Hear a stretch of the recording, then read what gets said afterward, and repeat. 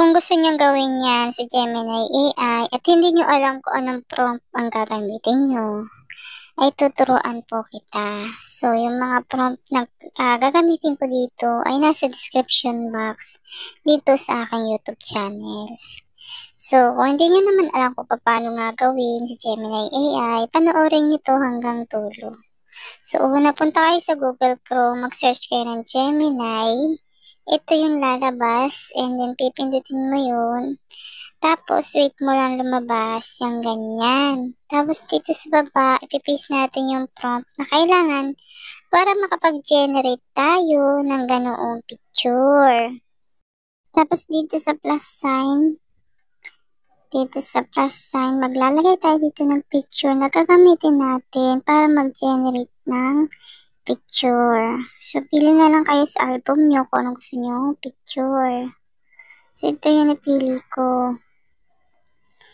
Okay, wait lang natin. Ayan na yung picture. Tapos, ito yung prompt.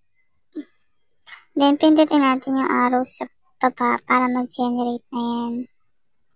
So, ang resulta po ng ating edit ay nakadepende sa picture na i-upload nyo. Kaya kung hindi nyo kamukha yung lalabas sa picture dyan, gagawin lang natin, papalitan natin ng picture. Pwede rin naman kayong gumamit ng isa pang app ng Remake Face AI. Pwede nyo siyang i-download sa Google Play Store. Libre lang yun, walang bayad. Para mas maging kamukha nyo yung inyong edit. So, palitan natin ng picture. Kung hindi nyo gusto yung resulta, palitan nyo po ng picture. So, dito, ipipaste ulit natin itong prompt. Copy muna natin. Tapos, ito, ipipaste natin yung kanina. Tapos, pindutin ulit natin yung plus sign. And then, upload files and media picker. Para makapili tayo ng bagong picture natin. Ayan na nga yung prompt. Tapos, yung arrow sa baba. And then, wait lang natin ang resulta.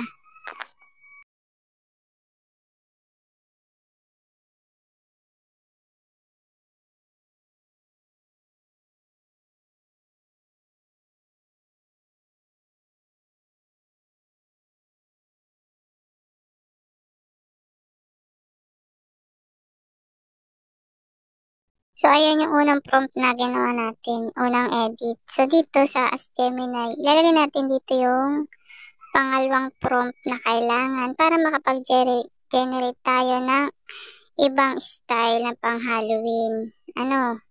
So, mag-upload ulit tayo dito ng picture. Pindutin lang natin yung plus sign, upload files, and media picker. Tapos, ayan na yung picture. Yung prompt, na pangalawang prompt yan, ilalagay ko rin yan sa description box dito sa aking YouTube channel. At makikita po yun sa baba ng caption, pindutin nyo lang po yung more para makopy nyo po at makagawa din po kayo ng ganito. So, ito na po yung magiging resulta ng ating pangalawang edit. So, ito kung gusto nyo ng ganito, i-copy nyo na lang sa description box.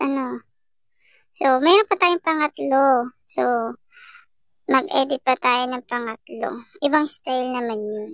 So, dito sa Ask Gemini, paste lang natin yung pangatlong prompt. Lahat ng prompt na ginamit ko dito, ilalagay ko sa description box dito sa aking YouTube channel. At same way lang po, katulad kanina, ay naglagay tayo ng prompt, tapos ng picture. Tapos, pag okay na yung picture, okay na yung prompt na paste na, ipindutin natin yung arrow sa baba para mag-generate siya. And then, pag pipindutin nyo siya, at wala kayong makita ang arrow sa taas, ang gawin nyo para ma-download yan at ma-save nyo sa inyong gallery, ilang press nyo lang yung picture. May lalabas na download image, and then download again. Para mapunta po yan sa inyong gallery at pwede nyo na siyang i-post sa blow up and sa black up. Ito na po yung pangatlong prompt na ginawa natin. Itong pangatlong edit.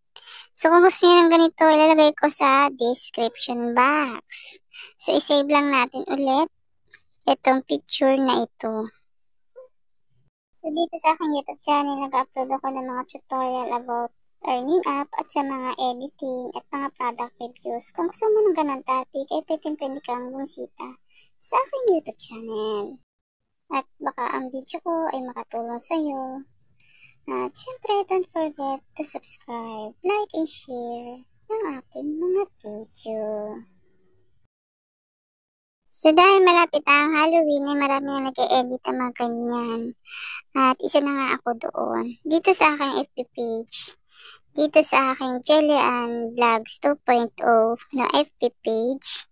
Pwede kayong bumisita and then doon nagpo-post ako ng mga AI photo at nasa description box nasa caption yung prompt na ginagamit ko.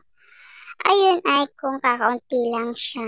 Pero pag ganitong maramihan katulad dito, meron din sa bawat video, nandoon din yung prompt na ginamit ko dyan. So ito ay isang pang-Halloween din to. Pang-Halloween din yan na AI photo.